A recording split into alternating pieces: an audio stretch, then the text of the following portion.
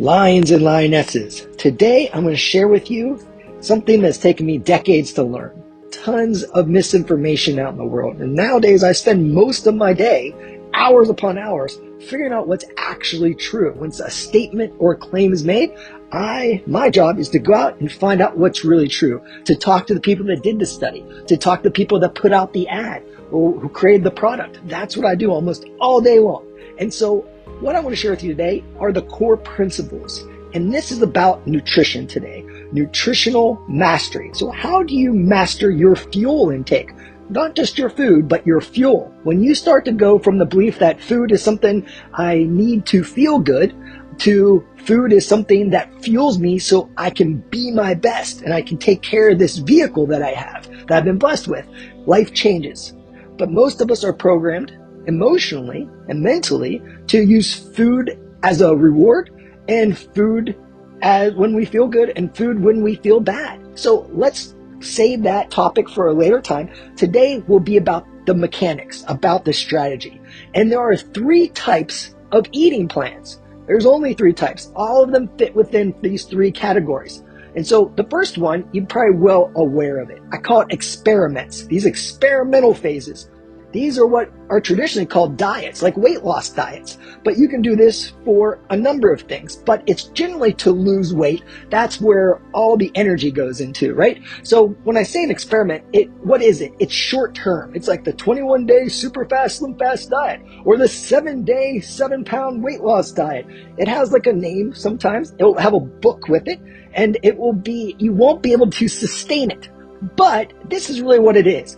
It is a short-term protocol designed to accelerate, in this case, fat loss, something that is aesthetics in nature, or if you're an athlete, something you do for a short period of time to achieve a specific result, a specific, say, performance result. So there's things to do, like a short-term protocol to increase power and strength in athletes. There's short-term protocol to do that with speed as well. There's short-term protocols to do this with losing water weight when you're a fitness competitor or you're doing photo shoots for movies.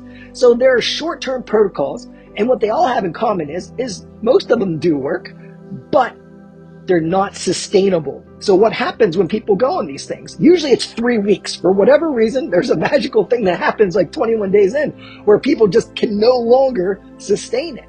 And the results come to a standstill because you can only deprive the body for a short period of time because it's more intelligent than us. The body is connected to nature. Mother Nature does not make mistakes. Mother Nature is only concerned about our survival. So we can't do things that are too devastating to our health.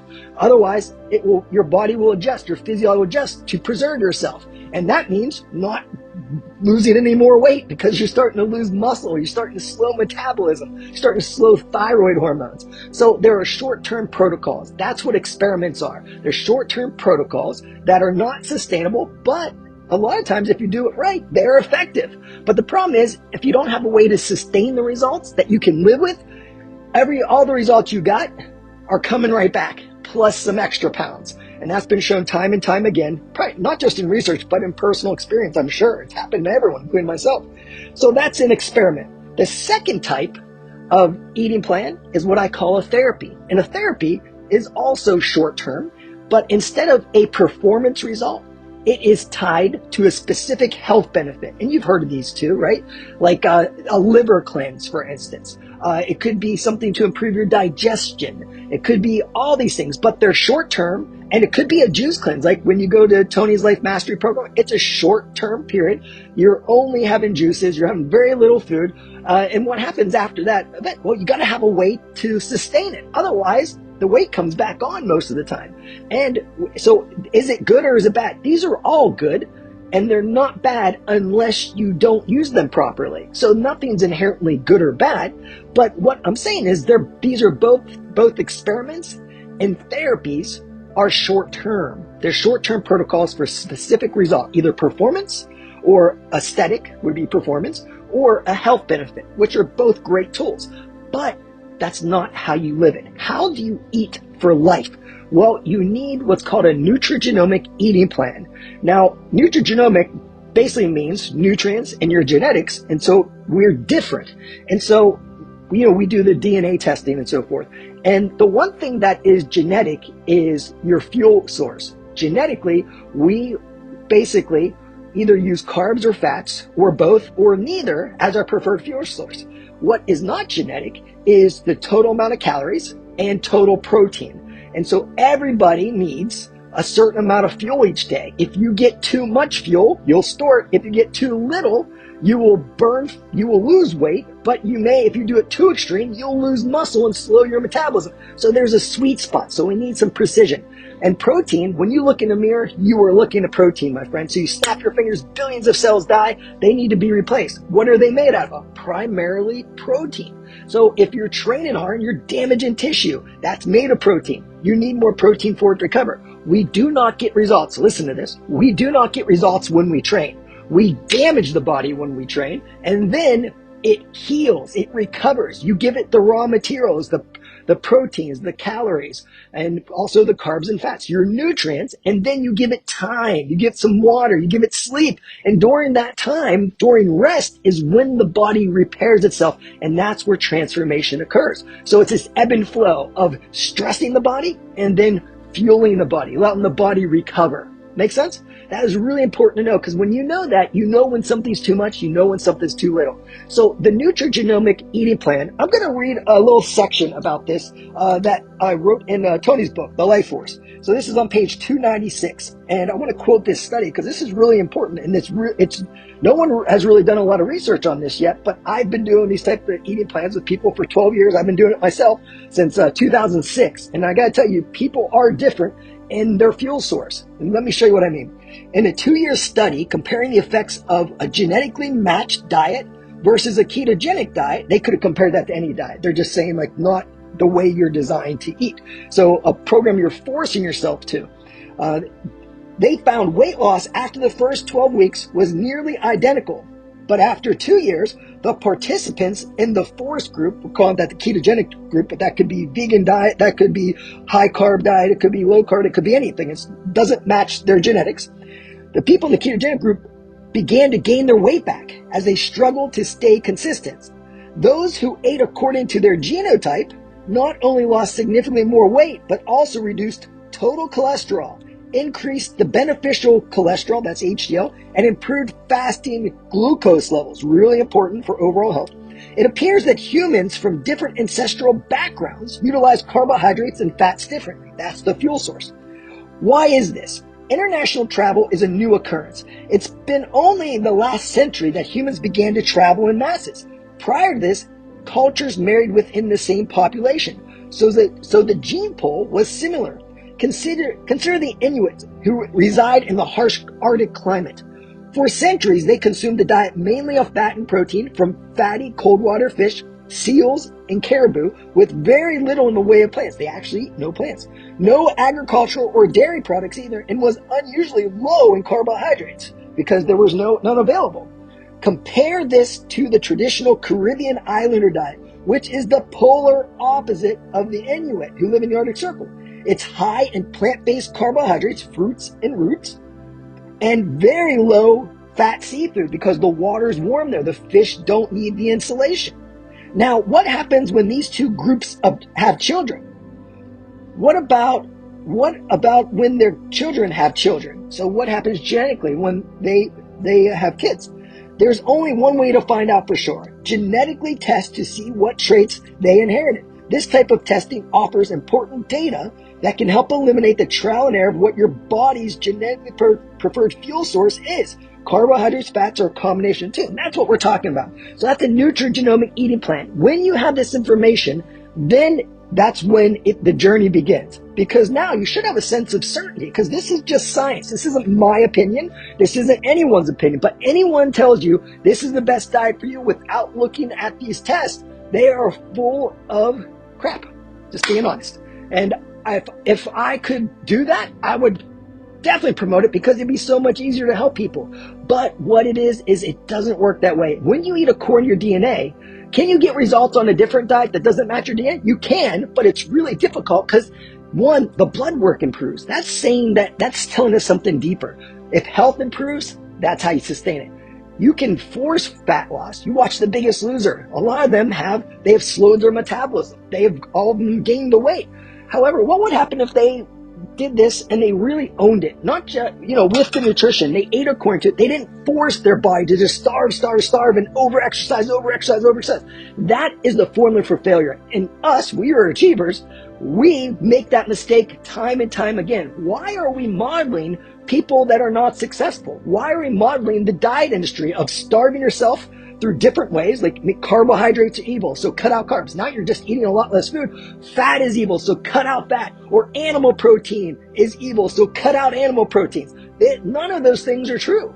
And I can go into deep detail on these things and go through a review of the literature, but that's not what this audio is about. I want you to come away with knowing there are 3 types of eating plans.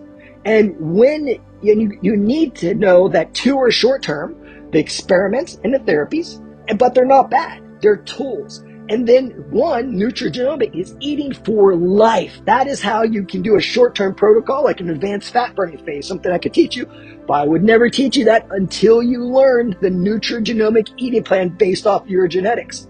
I hope that makes sense, because I wish I learned this so much earlier. It is so important. So once we have that, then I made a video, and this video is about how to calculate your nutrients. So I went to school for all this stuff, and it's only a 30-minute video, which is funny because I went there for a long time, paid a lot of money.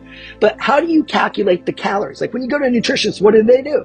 They go step by step, and they calculate your calories using a formula, and based off your goals and your goal body weight. Then you calculate protein, which is the same for anyone, because it's not genetic. That is based off of how you live, your decisions. If you lift weights and do cardio, you need more protein than someone that sits on a couch. Obviously, if a woman is pregnant or breastfeeding, she needs more total calories as well.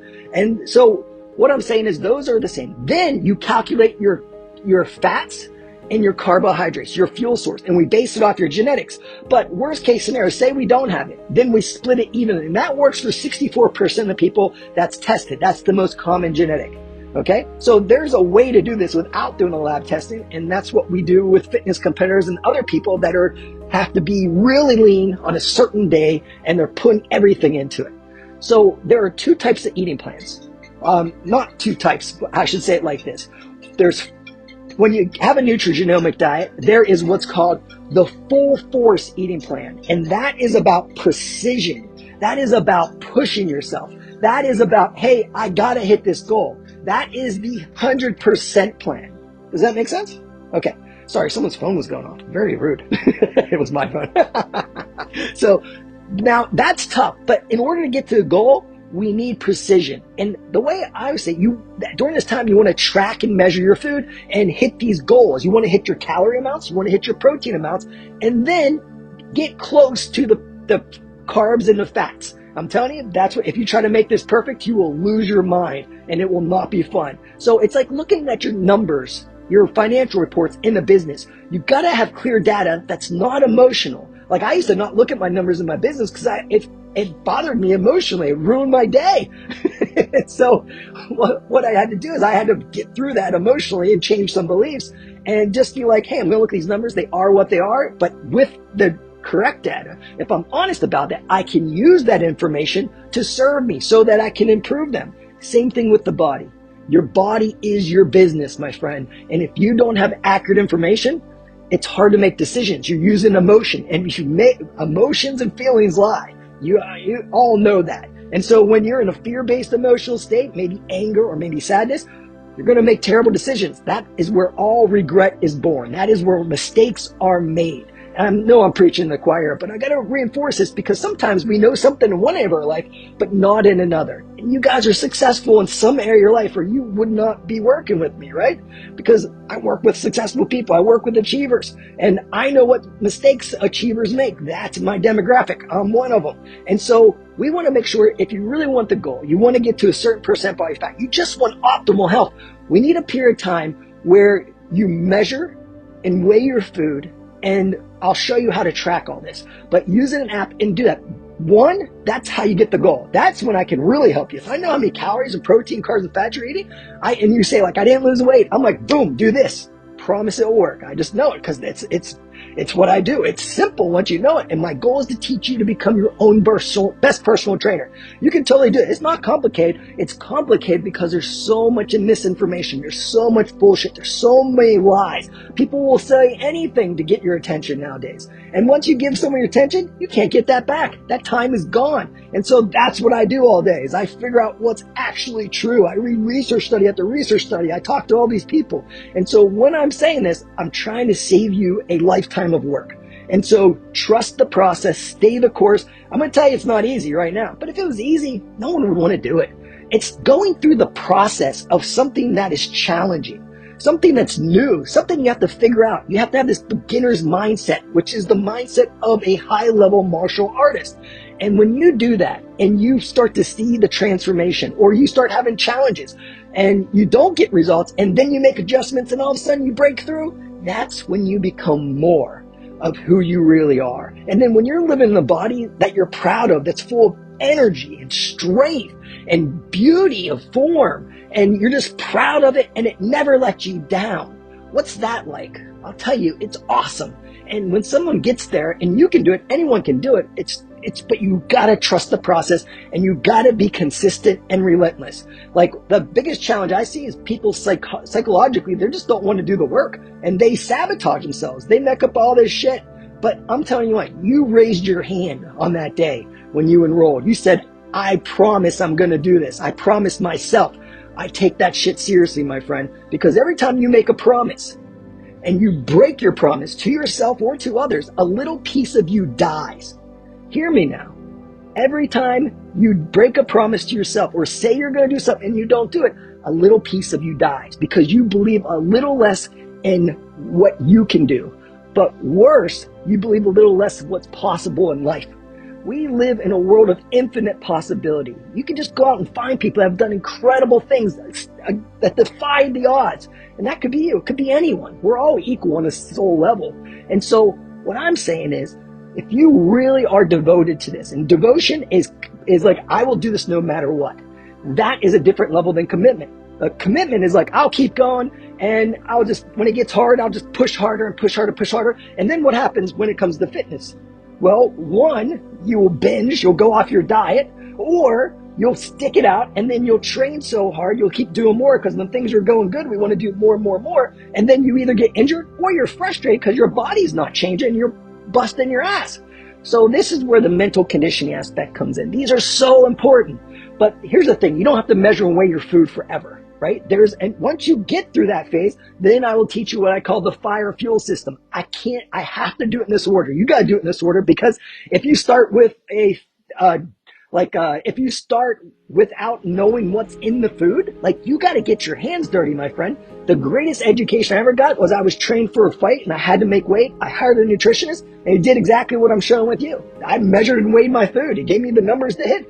I did it and my body just transformed dramatically over just like 12 weeks. And I was already really lean. I just was terrible at guessing what I was eating. I was saying, is that a good food for me or a bad food? And that's what everyone does. There's no such thing as a good or bad food. Hear me out on this. Say you were stuck on a deserted island. All you had was Doritos or potato chips. You would live. That's what most people do. They smoke, they drink, they don't exercise, and they eat like hell. And they live on average 79 years. Imagine if you just did it 80%. Now, to get to the goal, it's going to require immense effort. I'm not going to lie. It's going to take time. You got to learn all kinds of new shit. You got to change all these habits. That's tough. But once you get past the full force phase and you hit the goal, you're on cruise control, my friend. Then you'll have the information. You'll know what's in the food, and then you can eyeball it. And I'll teach you, this is what your plate looks like based off your genetics, based off of this. So when you travel, do this. When you're in a meeting, do this. When you're at home, do this. And then you're saying like, you know what? I want to take it to another level. I'm maintaining, I'm making a little progress here and there. But then say, when you're not putting as much energy into something, you tend to slack off. You start making mistakes. You miss a little workout. You overeat. You start doing dumb things and then you start to gain weight. But now, since you've gone full force, you know how to get back on track. And then you know how to stay on track because when you have challenges, that's how we learn. So falling off track is when there's an opportunity to learn and become more. All right, my friends. I went longer than I wanted to, but this is such important information. Listen to this message again and again and again. This is a lifetime of work. This is a lifetime of focus on a single area, one that affects every human being. We have these bodies we have been blessed with, and if you have a heartbeat, your body can transform. But it's the little things done consistently and relentlessly each and every day that lead to massive results over time. Never forget that.